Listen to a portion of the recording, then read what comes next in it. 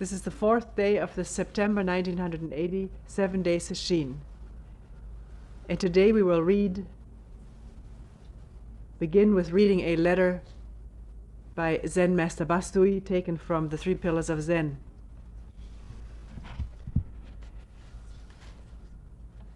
We will not go into his whole biography as it is written here. We did this earlier this year. Just mention a few of the highlights of Bastui's life. He was born in 1327, born in a war-torn, strife-torn era of Japanese history. His mother at his birth had a vision. The child she was carrying was going to kill both parents.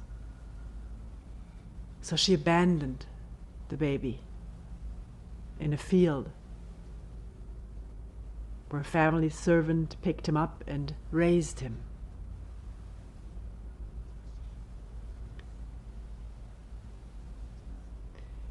Later, when he was 7 years old, at a memorial service for his father,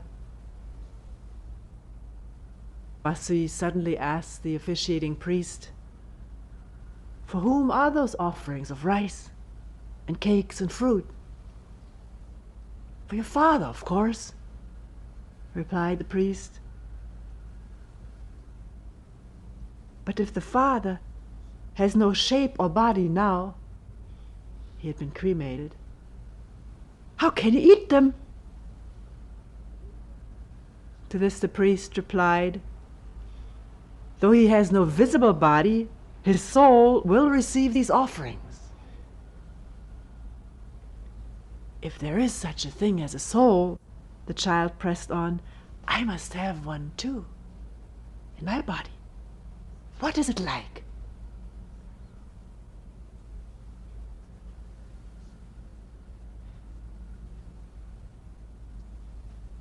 This is a marvelous way of living.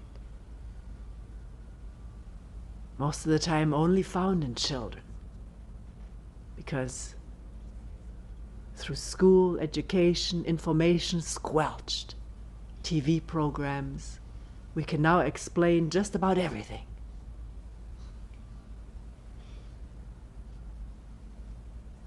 The stars, the deserts, the oceans, everything is explained. And yet, to an inquiring spirit, explanation is not good enough. I must find out for myself.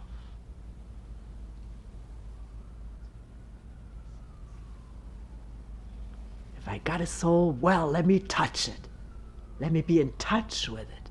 Let me verify it. I'm not going to take your word for it, no matter where it's said or written.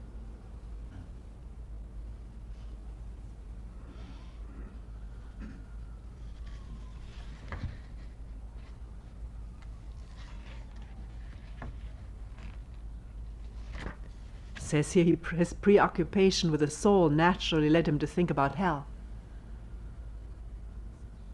In an agony of fear, he would exclaim, "How awful to be consumed by the flames of hell." Because, of course, the soul was supposed to endure, I guess. It's a very Christian way of thinking of a soul that endures. Doesn't say what religion this officiating priest was. And then burn in hell. All the human imagination let loose in describing hells.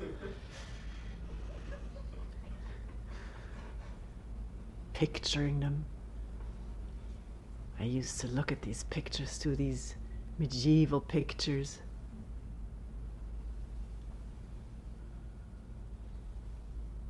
Aghast, amazed, and full of fear, of course.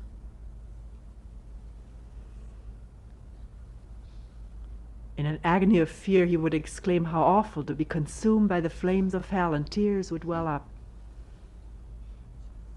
When he was 10, he relates he was often awakened by brilliant flashes of light which filled his room, followed by an all-enveloping darkness.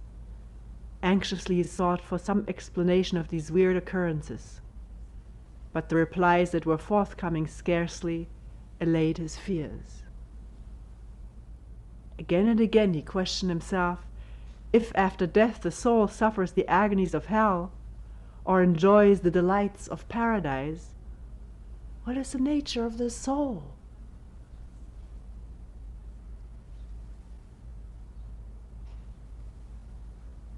But if there's no soul, what is it within me which this very moment is hearing and seeing?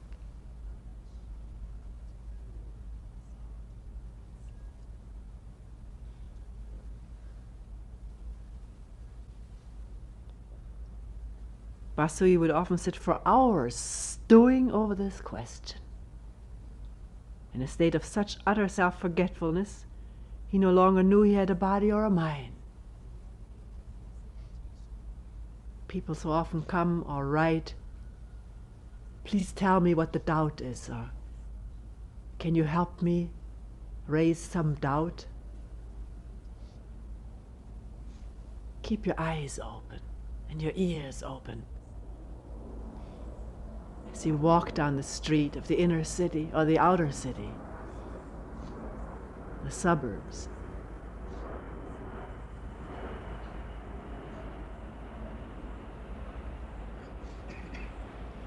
As you read the paper or watch TV. Marshall McLuhan says there are two kinds of news. There are bad news and good news. Everything that's on the news is bad news, and the ads are the good news.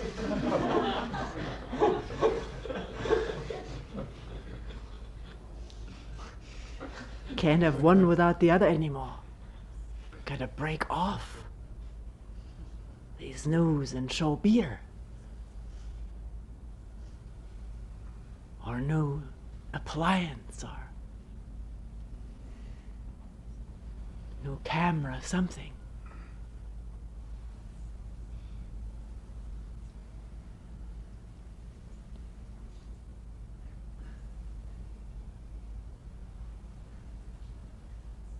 On one such occasion, at what age we are not told, Basui directly suddenly realized that the substratum of all things is a viable emptiness. That there is in essence nothing which can be called a soul, a body or a mind. This realization caused him to break into deep laughter. He no longer felt himself oppressed by his body and mind, and probably certainly not by the idea of a soul.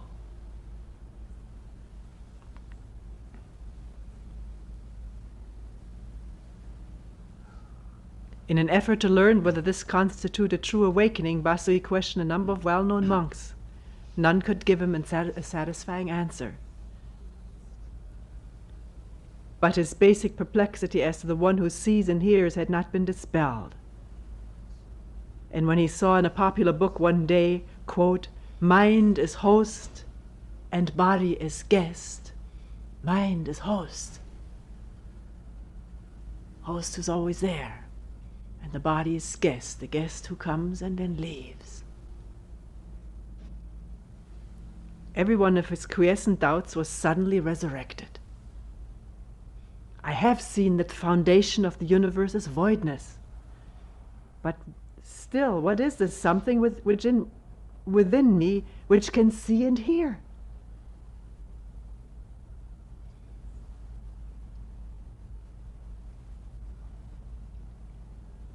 He desperately asked himself anew.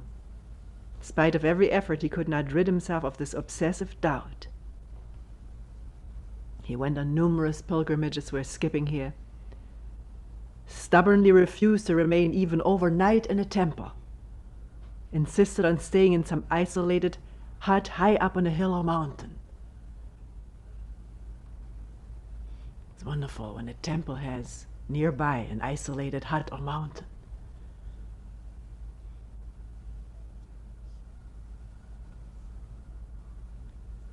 one can sit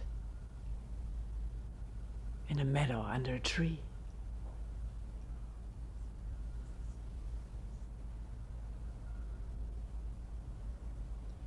Where he would sit hour after hour doing zazen away from the distractions of the temple. To stay awake, he would often climb a tree, perch among the branches, and deeply ponder his natural koan. Who is the master? Who is it that sees and hears? Or for people working in the Zendo, who? Or what is Mu? What is this true mind? Or what is this one mind? Or just sitting, not knowing.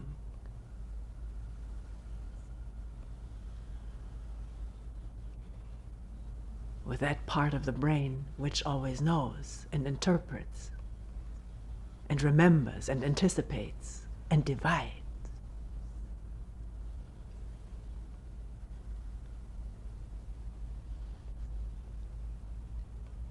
In the morning he would go to the temple or monastery for an encounter with the master.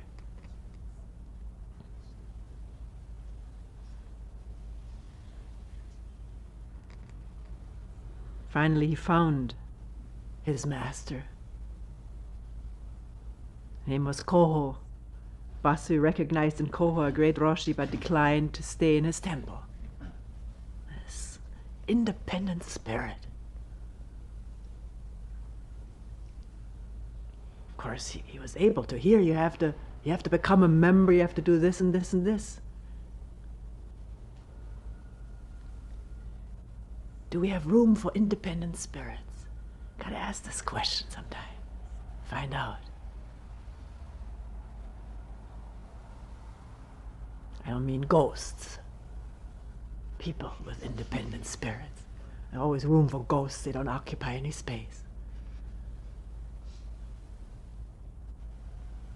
Taking a solitary hut in the nearby hills, and for of course we have no nearby hills with huts. It's all private property with barbed wire fences around.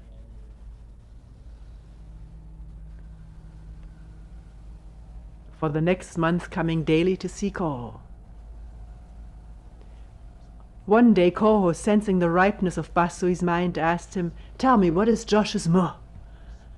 Basui started to reply, "Mountains and rivers, grass and trees, all are equally Mu." Koho stopped him with, "Don't use your mind." Meaning that thinking mind, that recalling mind. That mind of memory. All at once, his biography relates, Basui felt as though he had lost his life root. Like a barrel whose bottom had been smashed open. In the intense combustion of this overwhelming experience, Basui's previously held conceptions and beliefs, we're told, were utterly annihilated. The burden was put down. Notions and beliefs. If you understand, you don't have to believe.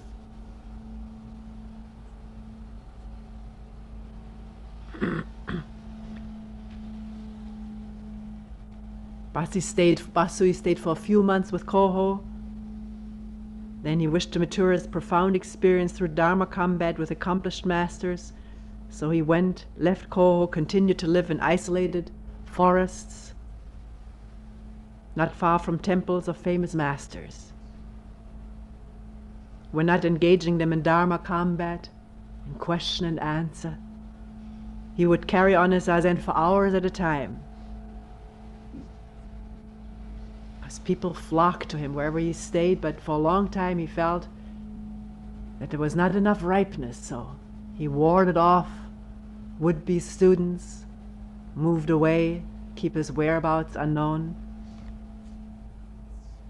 But at length, now 50, Basui built himself a hut deep in a mountain near the town someplace. Lots of people came to see him. Soon they became a sizable flock. When the governor of the province offered to donate land for a monastery and his followers to build it, Basui agreed to become its Roshi.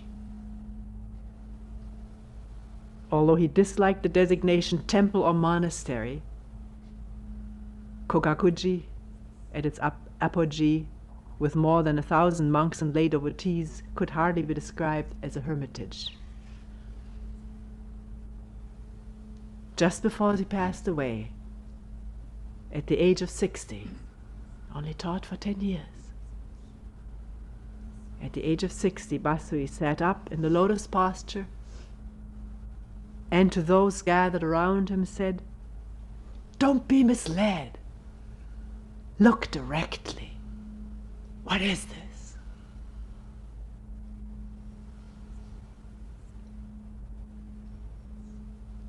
He repeated it loudly, and then he calmly died.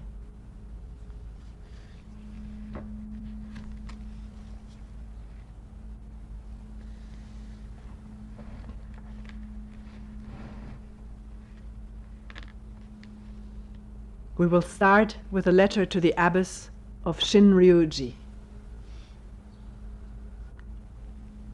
In order to become a Buddha, you must discover who it is that wants to become a Buddha.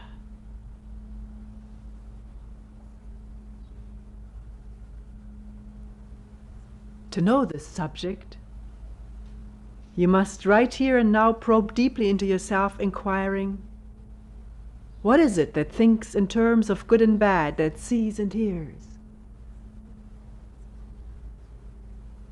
If you question yourself profoundly in this wise, you will surely enlighten yourself. If you enlighten yourself, you're instantly a Buddha.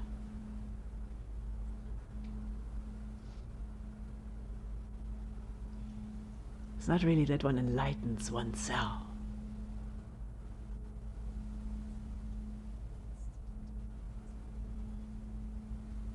And that there, in the language used, there too.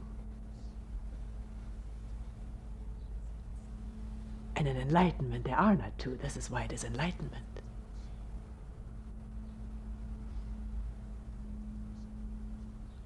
It's there, bursts upon one. One awakens to it, to one's true self.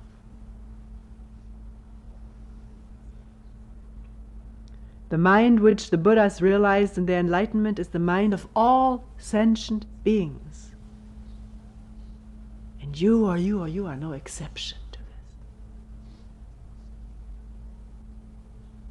The substance of this mind is pure, harmonizing with its surroundings. Why? Because its surroundings too are in its essence pure, namely empty.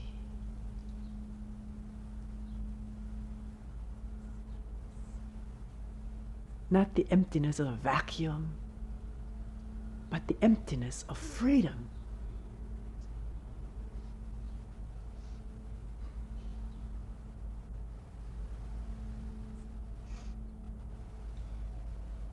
Of non-rigidity, of non-resistance, of silence.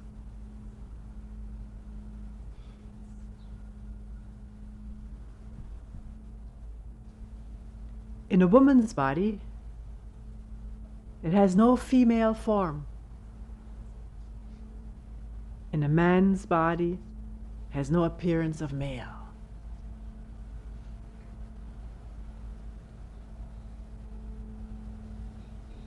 So concerned, so involved and bothered these days and days past about being a woman, being a man.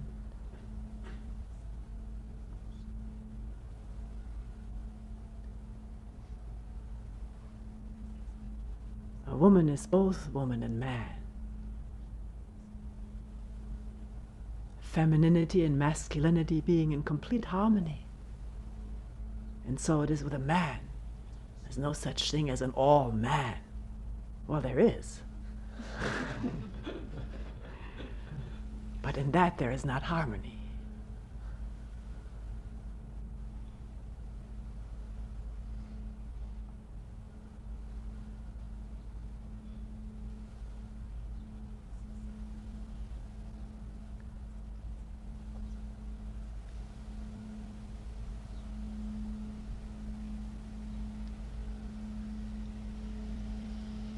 It is not mean even in the body of the lowly, nor is it imposing in the body of the noble.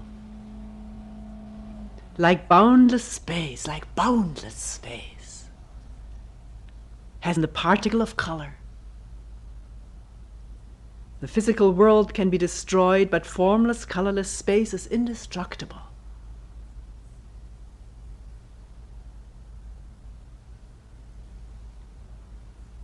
This mind, like space, is all-embracing.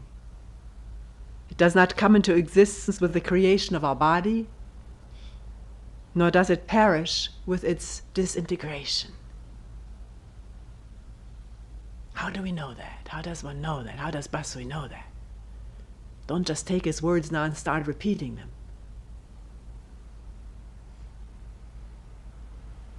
What you know is not it. That's what you know. That's limited. Comes from the past, from memory, from what has been.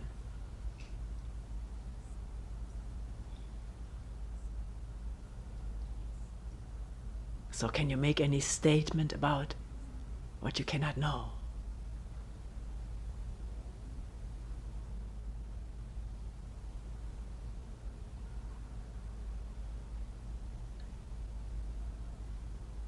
And yet Basui makes this statement without any hesitancy.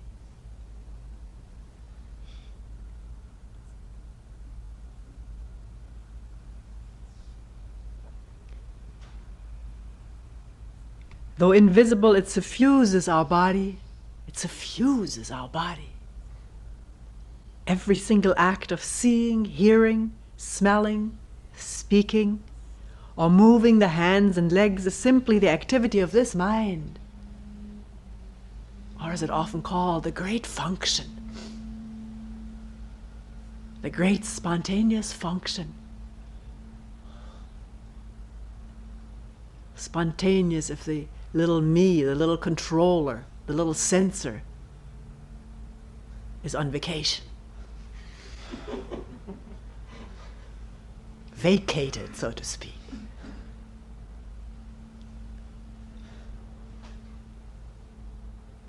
Whoever searches for Buddha and truth outside this mind is deluded. Whoever directly perceives that his intrinsic nature is precisely that of a Buddha is himself a Buddha.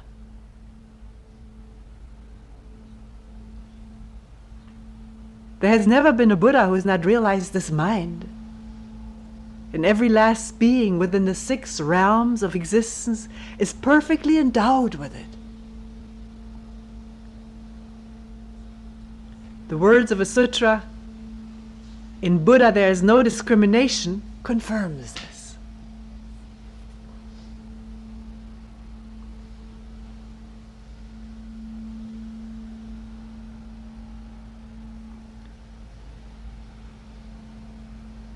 Everyone who has realized this mind and attained to Buddhahood wants to make it known to mankind. And that there's no compulsion. That's a natural response. But men clinging stupidly to superficial forms, and we can add feelings, thoughts, consciousness, will, find it hard to believe in this purposeless Dharmakaya. Purposeless. It already rattles our foundation not to have a purpose. What is our purpose? To be happy, to live long?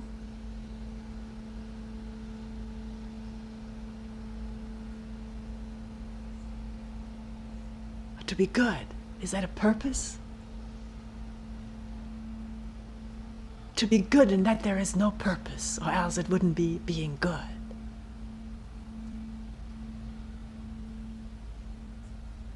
Good meaning good.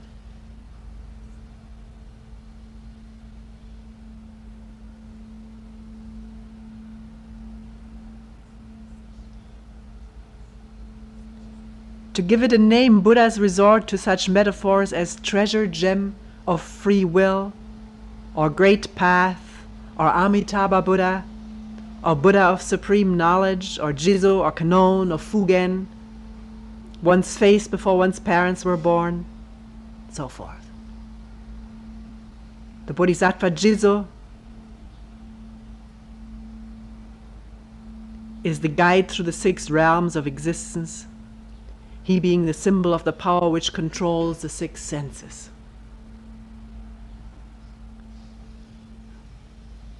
Who controls the 6 senses, Jizo?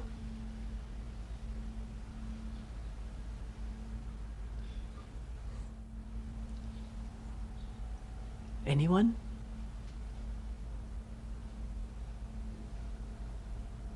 Every epithet of a Buddha or Bodhisattva is simply a different designation for this one mind. If one believes in this own Buddha mind, in his own Buddha mind, it is the same as believing in all Buddhas. Thus, in a sutra we read, the 3 worlds are but one mind. Outside this mind, nothing exists. Mind, Buddha, and insentient beings are one. They are not to be differentiated. Since the sutras deal only with this mind, to realize it is to accomplish at one stroke the reading and understanding of all the sutras. One sutra says, the teachings of the sutras are like a finger pointing to the moon. These teachings are the sermons that have been preached by all the Buddhas. Pointing to the moon is pointing to the one mind of sentient beings, of you and you. Just as it is said that the moon shines upon both sides of the earth, in the same way the one mind illumines the inner and outer world.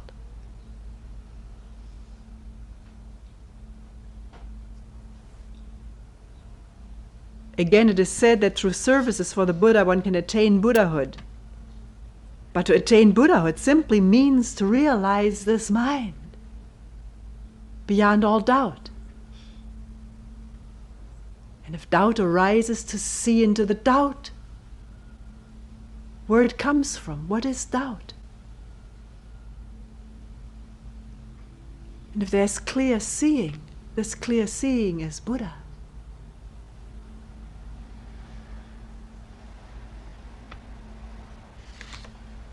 Thus, the merit of realizing this one mind in a single-minded instant is infinitely greater than that of reciting the sutras for 10,000 days. Just as perceiving one's own mind in a moment of single-mindedness or no-mindedness is incomparably greater than hearing for 10,000 years why this is so.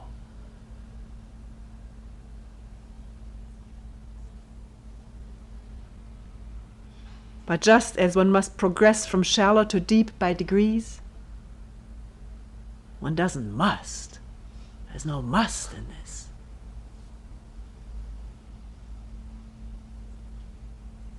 It often happens, but there's no must. So it is a blessing for beginners, either deluded or obtuse, to recite sutras enthusiastically or to invoke the names of Buddhas.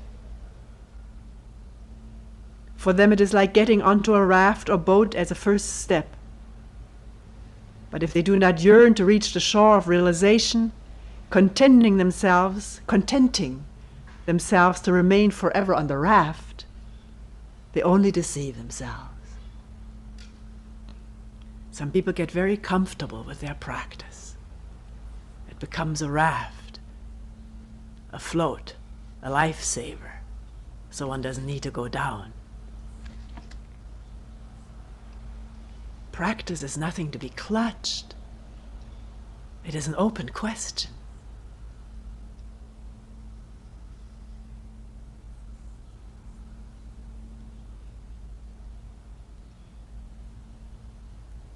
Shakyamuni Buddha underwent many austerities, yet failed to attain Buddhahood. After this, he did Zazen for 6 years, giving up everything else, and at last realized as one mind. Following his perfect enlightenment, he spoke about the mind that he had realized for the sake of all mankind. These talks are called sutras, and are the words flowing from the realized mind of the Buddha. Words flowing from the realized mind.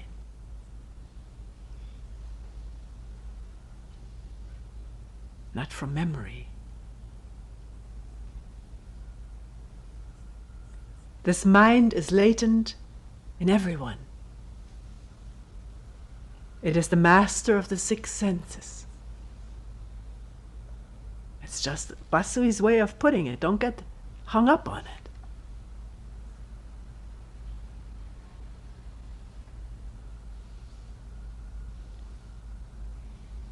The effects and causes of all transgressions vanish in a flash. The effects and causes of all transgressions vanish in a flash, like ice put into a boiling water when one awakens to this mind. Because in this mind there is no past, present or future, as stored in this brain.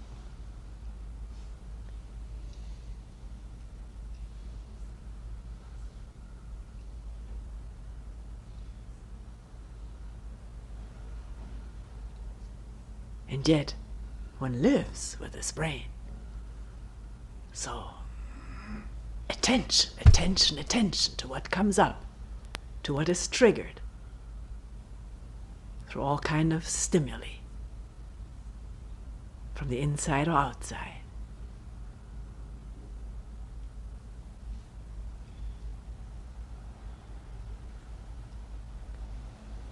Only after gaining such direct insight can you affirm that your own mind is itself Buddha.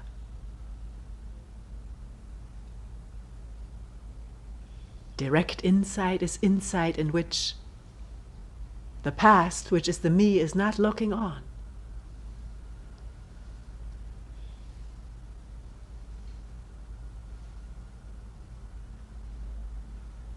In which the mind is not concerned with the me. Me is left alone. It is not battled, because the one who does battle with the me is the me. Moo! Who? Oh, what is my one mind? What is one mind? Not my one mind. It doesn't belong to anyone. Belonging doesn't belong there.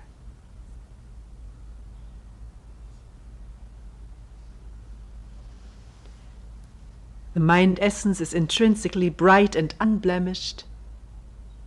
In it there is no distinction of Buddha and sentient beings.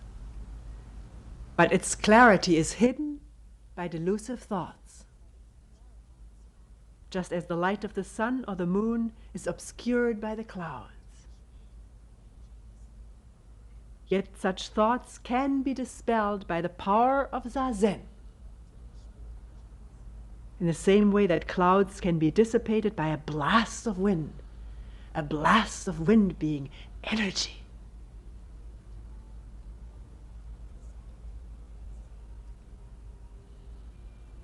Once they vanished, Buddha nature reveals itself, just as the moon makes its appearance when clouds disappear. This light has ever been present.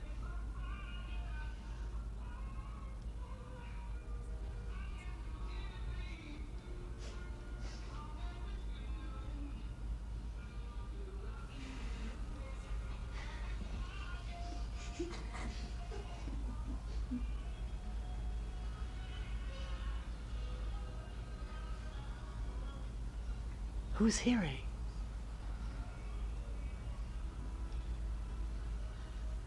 How is one receiving this?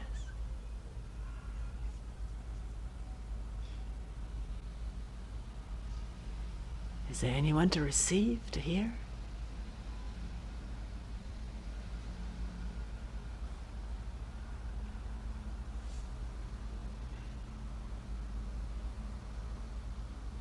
That light has ever been present. It is not newly obtained outside oneself. So if you would free yourself from being driven within the 6 realms of existence,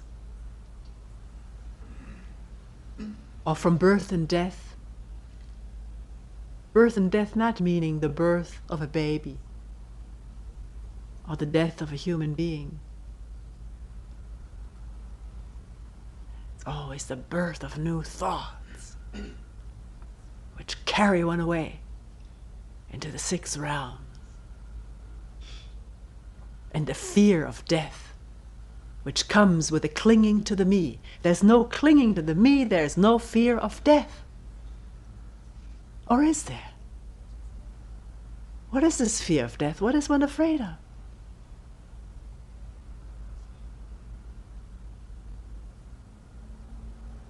When the body is old, when its time comes, old people are usually not afraid of death.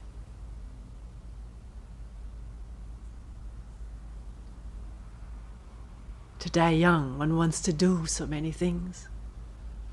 It's the idea of oneself continuing, lasting forever, or at least what seems forever. That's what one is afraid of. Losing one's own continuity as thinking.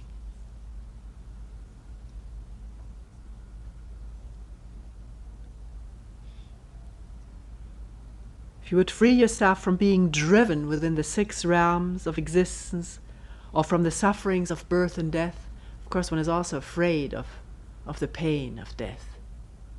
One is afraid of pain. Mostly because one has always evaded it, avoided it, cringed from it, tensed up against it.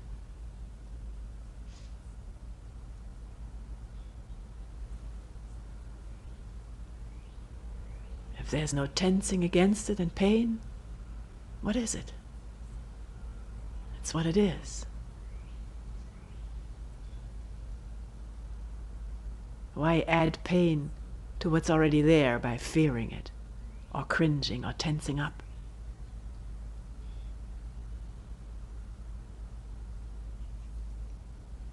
Or thinking it shouldn't be so, how better it would be if it wasn't there. That's all more pain. And energy wasted, which if it is not wasted, envelops pain.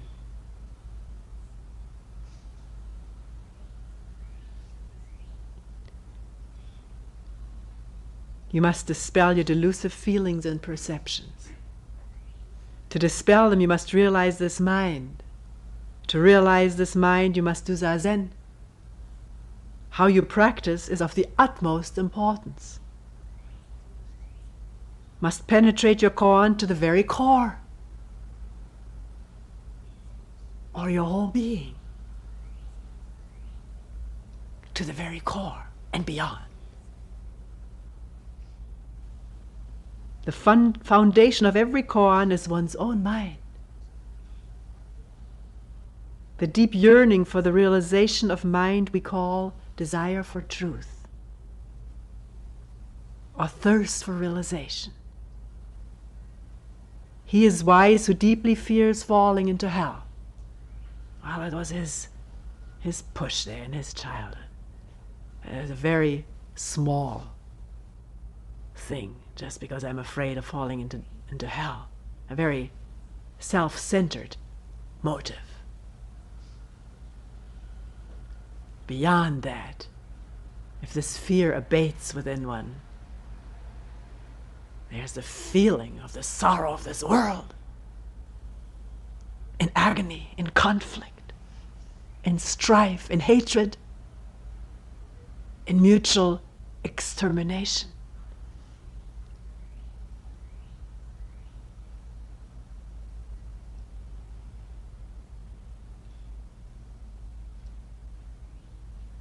To which one contributes if one doesn't see into one's true mind, in which there is no division.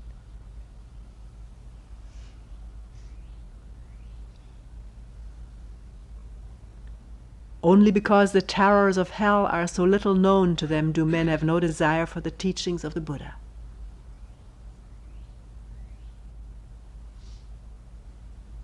Yeah. Living comfortably, complacently, never have been in a war or lived in a slum.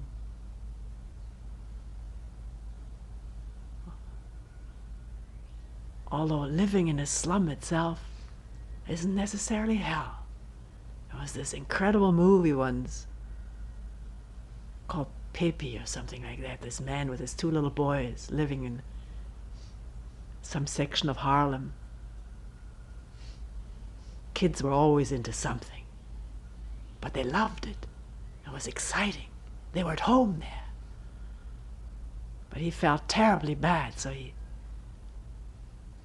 devised a scheme. Carefully thought it out. He thought if he put them on a boat and taught them some Spanish ahead of time, and so that they would say, "We are from Cuba."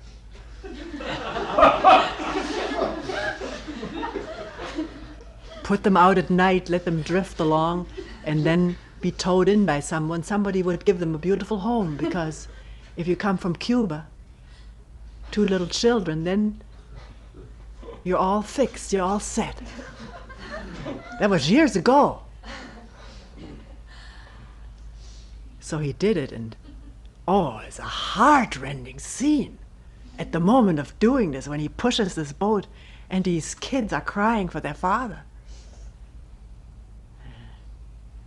Because they come days of agony, he doesn't hear of the kids at all, and very likely the storm has upset the boat. Well, they are found, and everything comes true the way he's pictured it. They're picked up, and reporters all over the place. And of course, gifts, bicycles, motorcycles, everything showered on these kids, and 1,000 people ready to adopt them, take them into their beautiful suburban homes.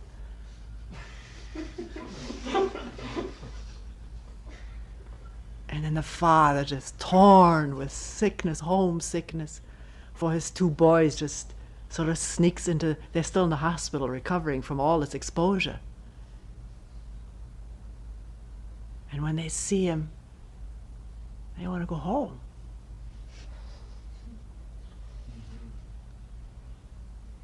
They want to go back to Harlem.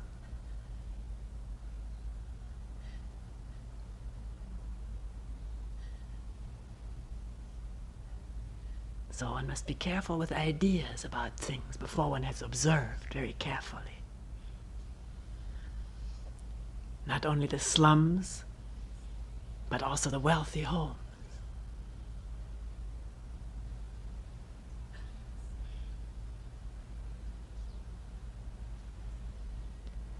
There was a bodhisattva who attained enlightenment by concentrating intently on every sound he heard. So Shakyamuni Buddha called him Kanon, Kanzeon, bodhisattva of love and compassion, not just listening to the chirping of the birds, but to the cries of this world.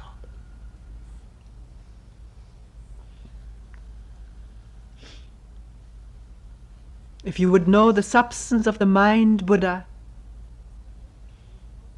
the very instant you hear a sound, search for this one who hears. Because in working on mu, what is mu? Mu being your own mind.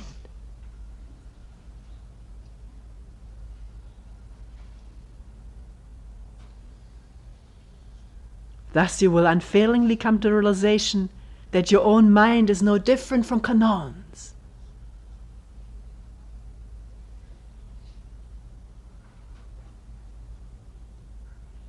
It is no different from Kanon's. If there's an upsurge of love and compassion, if there isn't this love, how could your mind be that of Kanon?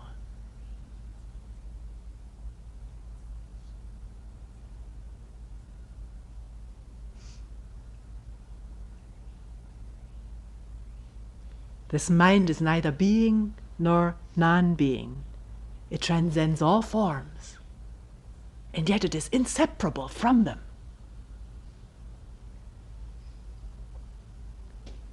Do not try to prevent thoughts from arising, and do not cling to any that have arisen. Let them appear and disappear as they will, and don't struggle with them. You need only unremittingly and with all your heart ask yourself, what is my own mind, or what is mu, or who, or what is one mind? Not knowing.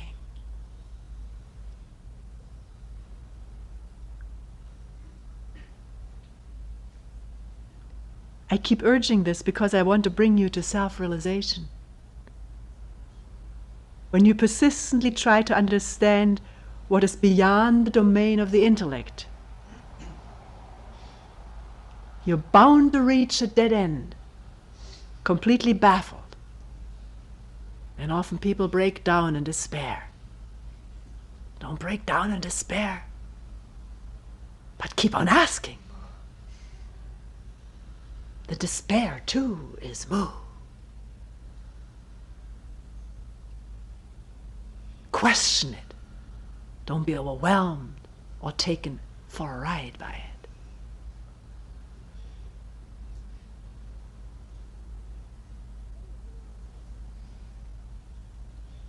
Push on.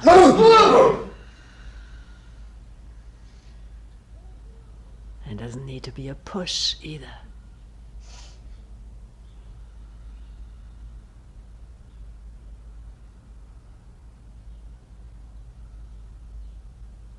Can be the most subtle questioning.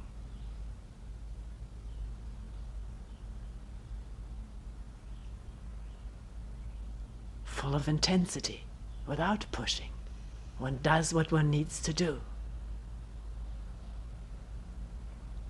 Sitting or standing, working or sleeping, probe tirelessly to your deepest self with this question, what is my own mind? Or what is mu? Oh. Fear nothing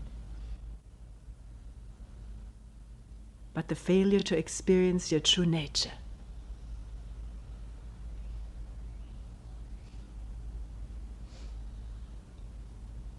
It's also a subtle thing. We're so conditioned to fear failure. So people are advised not to think at all in terms of failure and success, because in this true mind there is no failure and no success. There's only questioning.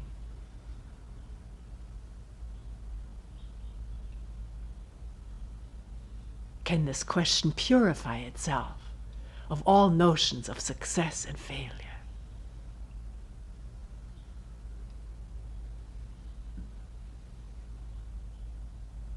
This is Zen practice. When the intense questioning envelops every inch of you, penetrates to the very bottom of all bottoms, the question will suddenly burst, and the substance of the Buddha mind will be revealed. Just as a mirror which is concealed in a box can reflect only after the box is broken apart. But please don't expect burstings or explosions or things. Don't expect anything. Can the mind purify itself in the questioning of all expectation? And yet their being, this yearning for seeing into the truth.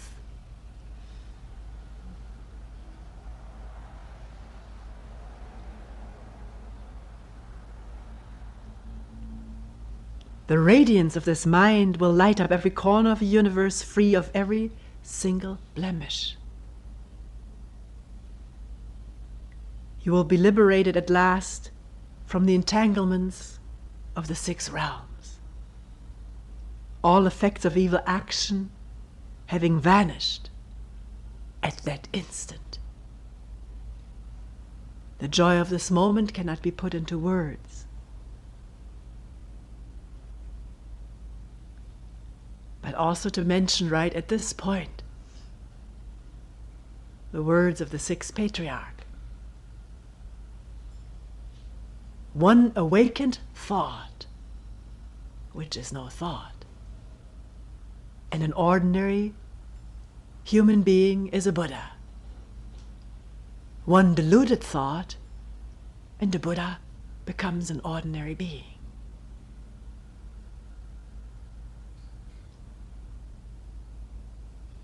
Strong habit forces issue from this brain.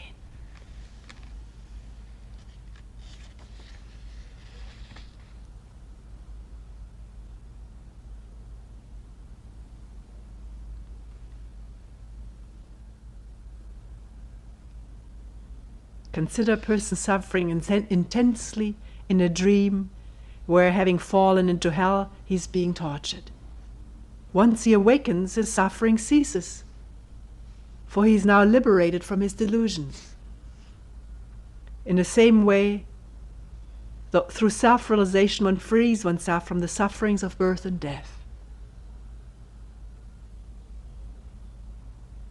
For enlightenment, not nobility of birth or wide learning, but only strong determination is essential. Buddhas bear the same relation to sentient beings as water does to ice. Ice, like stone or brick, cannot flow. And one has this feeling, so much of being so stuck, so cold, so immobile. But when it melts, and if one practices with devotion, it will melt. It will melt in the heat of the work. Then it flows freely in conformity with its surroundings.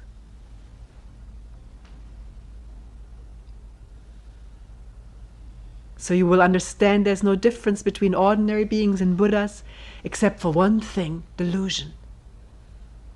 When it is dissolved, they are identical. Don't allow yourself to become discouraged. If your desire for truth is wanting, you may be unable to attain enlightenment in this life. But if you carry on your Zen practice faithfully, even while dying, you will unquestionably achieve enlightenment in your next existence. But don't dawdle. Imagine yourself on your deathbed at this very moment. What alone can help you? What alone can prevent you from falling into hell because of your transgressions? There's fortunately a broad path to liberation. From your very roots, ask this one question: what is my Buddha mind? Or what is Mu, or who am I? If you would see the substance of all Buddhas, realize your own mind. Is what I say true or false? It's a good question. It doesn't ask you to believe it. It asks you to verify it. Ask yourself this instant: what is my Buddha mind, or what is Mu, or who? Upon your enlightenment, the lotus will blossom in roaring fire. Man inherently is no different from the lotus. Why can't you grasp this?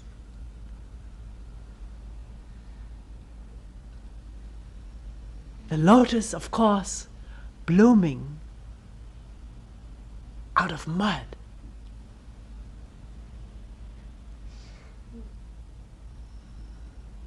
its roots in a mire of mud. As it was once said, the lotus does not bloom in the lofty meadows, lofty mountain meadows where there's no polluted air, clear sun directly, fresh breezes. The lotus doesn't bloom there.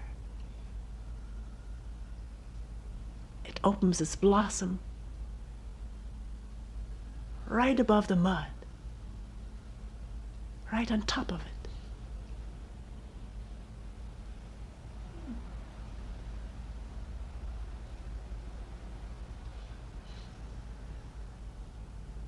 Surrounded by it.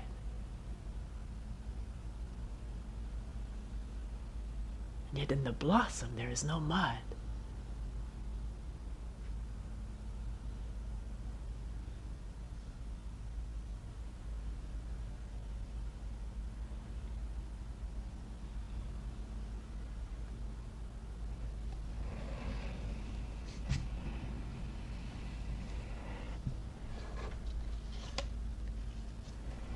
We will end here.